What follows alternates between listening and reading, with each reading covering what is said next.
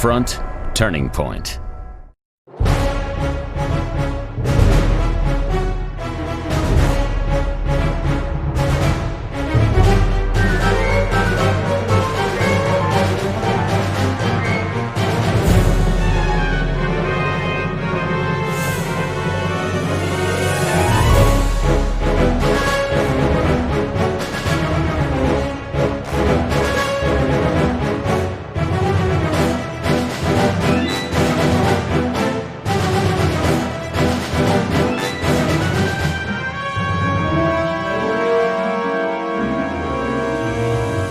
A játék egy alternatív második világháborúban játszódik, úgy indul, mint bármelyik másik második világháborús játék, csak hogy azért van a Turning Point a címében, mert egy fordulóponttal indul a történet, mégpedig az, hogy Hitlert elmozdítják a mi történetünk szerint, és utána az oroszok lesznek az ellenség, és nem a németek, tehát a németek ebben a játékban a jó fiúk, és az amerikaiak, vagy más néven szövetségesek oldalán harcolnak a Szovjetunió gonosz nagy hadserege ellen.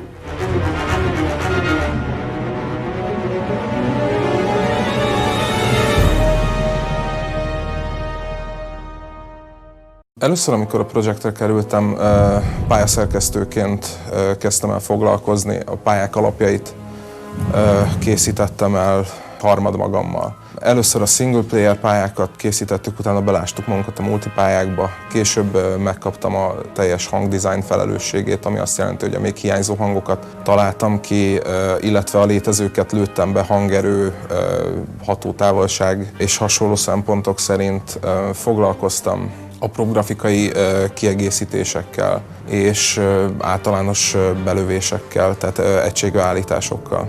Arra próbáltunk fókuszálni, hogy bármit is ad a játék, a legnagyobb részben játékélményt adjon. Tehát függetlenül attól, hogy egy játékos szereti-e, vagy kicsit kerüli a második világháború, vagy a valós idejű stratégia témáját, élményt leljen benne, és könnyeden tudjon benne játszani, otthonosan érezze magát, ne legyen túl bonyolítva, de ne legyen túl egyszerű sem. Tehát a játék legfontosabb vonása tulajdonképpen a játékélmény, az összhatás, amit a rengeteg apró aspektus hoz össze. Röviden akarom a véleményemet összefoglalni, akkor nagyon jól sikerült szerintem. Minden Warfront, minden multiplayer kifejezetten. Nagyon élvezetes, pörgős játékot biztosít, és szerintem nagyon jól eltaláltuk a balanszot is, úgyhogy kifejezetten marha jó vele játszani. Annak ellenére, hogy nem feltétlenül a kedvenc zsánerem ez az RTS, én is remekül élveztem, tehát nem is volt nagyon teher játszani vele. Onnantól kezdve, hogy már egy stabil verzió van, ami nem szakad szét mindig, meg megáll, meg megfagy, hanem csak játszani kell, és finomabb dolgok vannak benne, onnantól kezdve már az ember élvezni is tudja, miközben játszik. Elsősorban a legnagyobb különbség az a grafikai téren történt meg. A játékok a 10 évvel ezelőtti állapothoz képest rettenetes sokat fejlődtek grafikailag. Ezt nyilvánvaló programozásilag is fejleszteni kellett. Azelőtt egy játékot egy-két programozó meg tudott csinálni, mert olyan nagy grafikai dolgok nem kellettek bele. Ma ez elképzelhetetlennek tűnik, tehát 8-10-15 programozó alatt egy komplett játék nem hiszem, hogy el tud készülni. Továbbá a internet adott olyan dolgokat, amelyekre föl kellett készülni. 10 évvel ezelőtt nem volt jellemző arra, hogy több játékos játszik. Ma ugye az internet segítségével rengeteg sok játékos játszhat, akár mondjuk a Warfront esetben 10 játékos a maximum, amit össze lehet egy ilyen játékba hozni, ez újabb kihívások a programozók fele. A legnagyobb gond itt például az, hogy mivel hogy a gépek távol vannak egymástól, ezért az eseményeknek ugyan eltolt időben, de ugyanúgy kell történniük a különböző gépeken. Ez egy nagyon nehéz feladat, ezeknek az eseményeknek a szinkronizálása. Tehát ez egy nagyon nehéz programozó kihívás. A másik az a 3D-s világra való áttérés. 10 évvel ezelőtt a játékok nagy része kétdimenziós volt. Egyszerűen meg lehetett rajzolni, meg lehetett jeleníteni, tulajdonképpen nem volt probléma.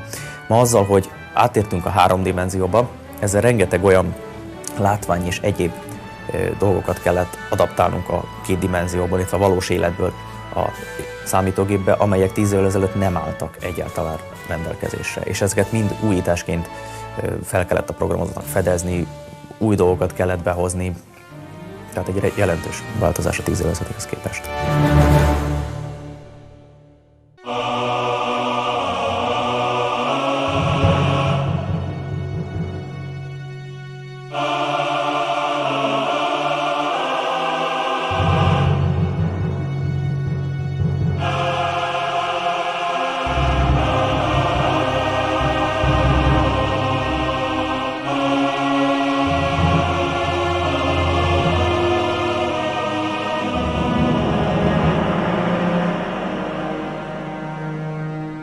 Az első játék, amin együtt dolgoztunk, az a Hegemónia volt. Azóta már nagyon-nagyon sok játékot csináltunk együtt, gyakorlatilag az összes DR, és most már nem csak DR játékot is. Szerintem már 20-on felül van azoknak a projekteknek a száma, amit közösen készítettünk. Mindig az eleje a legnehezebb az adott munkának.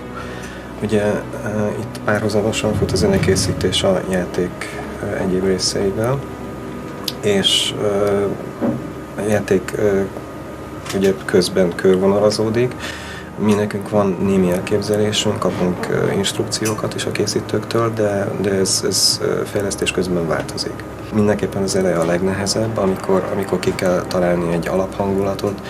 Ennek a játéknak az esetében majd később látni fogjátok, ugye 3 különböző oldalra kellett szedni a zenéket is, és hát mindegyik oldalnak a megfelelő hangulatát kellett találni, amihez vagy volt valami zenei mintánk, vagy nem. A Warfront-nál így megpróbáltuk autentikusra venni a dolgokat, de ugye elég sok olyan egység volt még, hogy alternatív korszakba, illetve alternatív az egész sztori, ami tartozik a játékhoz, ez miatt olyan találmányok is és fegyverek is voltak, ami a való életben nincsen, például lépegető. Hát ezekhez ki kellett találni különböző speciális hangeffekteket, amivel alá kellett támasztani, hogy hihető legyen, hogy ilyen volt. Warfront-nál, ami nagyon-nagyon büszkeséggel és megnyugvással töltött el, hogy gyakorlatilag teljesen szabad kezet kaptunk a játékzenének a megírásának, ami eléggé nem tendencia, mert nagyon sokan szeretnének beleszólni, illetve a saját képükre formálni. Hát ezekkel az emberekkel nekünk folyamatosan küzdeni kell, hogyha szeretnék az elképzeléseinket megvalósítani.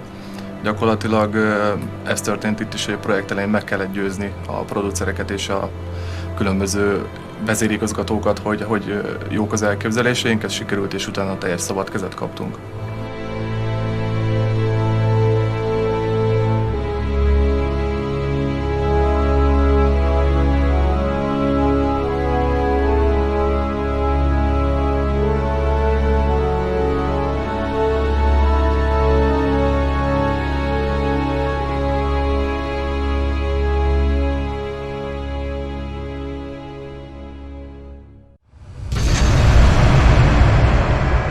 Warfront Turning Point. Egy grafikusnak sokféle dolga van, általában megtervezi a legelső munkafolyamat első fázisától nagyrészt a befejezésig szinte mindent. Ebbe beletartozik az, hogy a konceptrajzolókon keresztül eljut a munkafolyamat egy olyan fázisba, hogy egy 3D-s modellre esetleg el is készítjük a textúrát, majd aztán hogyha ezek mind megvannak, esetleg több korrekciós fázison is átesik a dolog, vagy hogyha már azt hiszi a szerencsétlen grafikus, hogy befejezte a munkát az adott játékkal, akkor elé tolnak egy másik projektet, ami mondjuk arra való, hogy egy mögöttünk levő ilyen nylon freskót, vagy egy logót, vagy egy játékborítót elkészítsen. Mondjuk ilyen esetben nálam ez így van.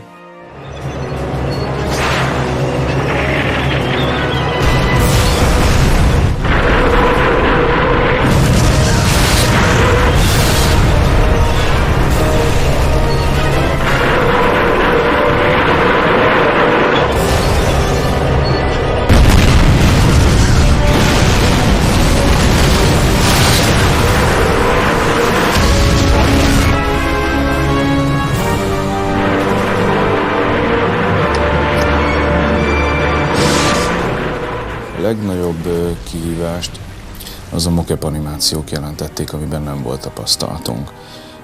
2 hétig csináltuk a mocap animációknak a felvételét, úgyhogy nem is tudtuk pontosan megtervezni, ott helyben kellett improvizálni a színészekkel. Nagyon problémás volt az, hogy egyszerre 5-6 színésszel kellett dolgozni, rengeteg olyan beszélgetős jelenet van a cutscene-ekben, ami meglepődtünk, de sokkal komolyabb munkát jelentett, mint az akciójelenetek kivitelezése, ahol 2-3 szereplő van. Szóval ezeket összekoordinálni és mindent úgy összehozni, hogy rendben legyen, az nagyon nagy munka volt. És utána jött még a mocap adatok tisztítása, ami plusz rengeteg munkát rótt az emberekre. Külön 2 kollégánk foglalkozott azzal, hogy ezek rendben legyenek. A film, ez konkrétan a Movie Editor nevű frappánsan elnevezett toolunkat használtuk, ami folyamatosan fejlődött, és mindig újabb dolgok kerültek bele. És ez azért okozott problémát, mert mindig voltak olyan problémák, hogyha bekerült egy új dolog, ami szükséges volt a filmhez, az még nem működött rendesen. Le kellett tesztelni, és csak utána kerülhetett a kollégák kezébe, akik már dolgozhattak vele. A másik dolog pedig az engine-nek a fejlődése. Tehát ha bekerült egy új shader, vagy egy új atmoszféra, vagy bármi, akkor azt előbb le kellett tesztelni. Előfordult, hogy a programozók valamit föltettek, és összeomlott az egész rendszer. És ez nálunk problémát okoz, mert amíg a játék esetleg elfut egy atmoszféra nélkül, és a teszterek dolgozhatnak, addig nálunk a jelenet teljesen szétesik, tehát egy kockát nem tudunk leszámolni. Talán a legnagyobb fordulópont igazából, ami a játék nevében is látszik, hiszen War from Turning Pointról van szó, az 2005 tavaszán volt, amikor tulajdonképpen a végleges irányát felvette a játékfejlesztés.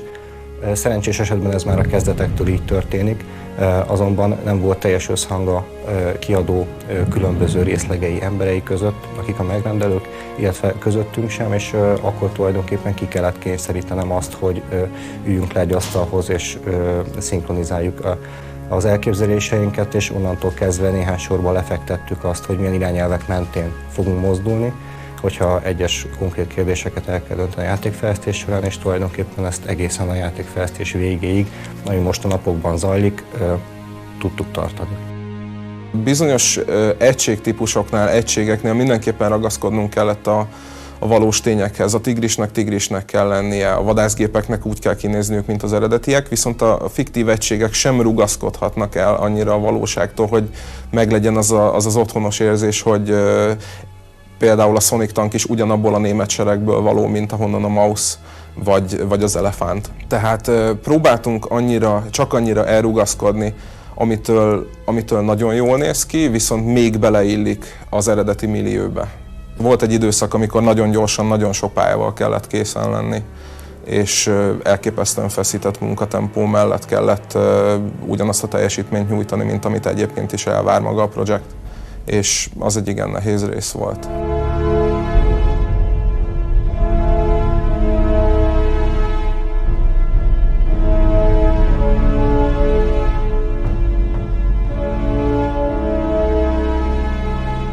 Azt vettem észre, hogy grafikusok körében leginkább az van, hogy ők keveset játszanak.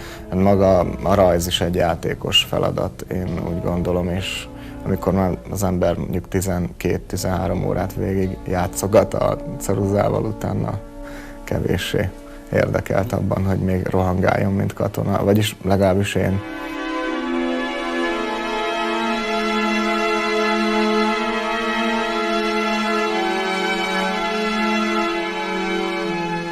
Én nagyon örülök neki, hogy sikerült minden olyat, kis finomságot úgy érzem hozzáadnunk, ami kiemelheti az átlagos valós idejű stratégiák közül. Szerintem nagyon jól sikerült, a játék nagyon szép, de hát most szerintem kár is ezeket elmondanom, szerintem nagyon jó játékot sikerült összehoznunk. Úgyhogy én büszke vagyok rá, és örülök, hogy csiszolhattam én is ezerrel a srácokkal. Hát a legjobban én a német oldalt favorizáltam. Ezek között is a kedvenceim a légi és a földi egységek. Közül talán a légi egységek egy kicsit jobban. Ezekkel sokkal dinamikusabban lehet támadni, mint a földi egységekkel. És ezek, mikor igazából egy jó nagy csata van kialakulóban, akkor ezekkel nagyon élvezetes szerintem játszani. Először a szövetségeseket csíptem nagyon, mert nagyon-nagyon könnyű játékélményt ígér az ő felállásuk. Aztán folyamatosan, ahogy próbáltam ki, és terveztük és alakítottuk, finomítottuk a többi harcos felet, igazából nem lett kedvencem, és mindhárom nemzet a kedvencemmé vált. Mindhárom nemzetnek megvan az a sajátos egyéni vonása, ami miatt nagyon jó vele játszani, és mivel nagyon-nagyon különfélék a harci stratégiák, amiket alkalmazni lehet mindhárom félnél, ezért mindhárom tartogat annyi meglepetést, ami miatt érdemes velük játszani. Nagyon szeretem a szövetségeseket a légierejük miatt, az atombombájuk miatt, a Calliope Sherman miatt, ami egy kifejezetten jó használható tank, a németeket egyértelműen a megállíthatatlan tankseregeik miatt, és a Sonic tank kifejezetten hatékony épületromboló hatása miatt. Az oroszokat pedig a gyalogosok teszik rémhatékonnyá. Elég sok gyalogos típussal rendelkeznek, akik tulajdonképpen akármilyen földi haderővel felveszik a versenyt, valamint ott a Karkov, a legászabb tank az egész játékban.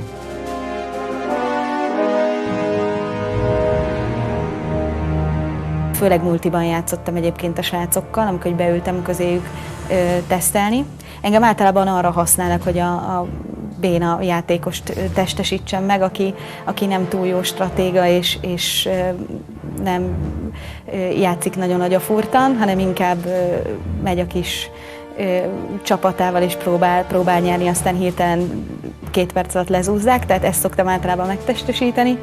Úgyhogy nagyon sokat játszottam a játékkal, önállóan is, és mondom így multiban is a fiúkkal, és nagyon tetszik. Nekem tetszik, hogy többféle egységből választhatok.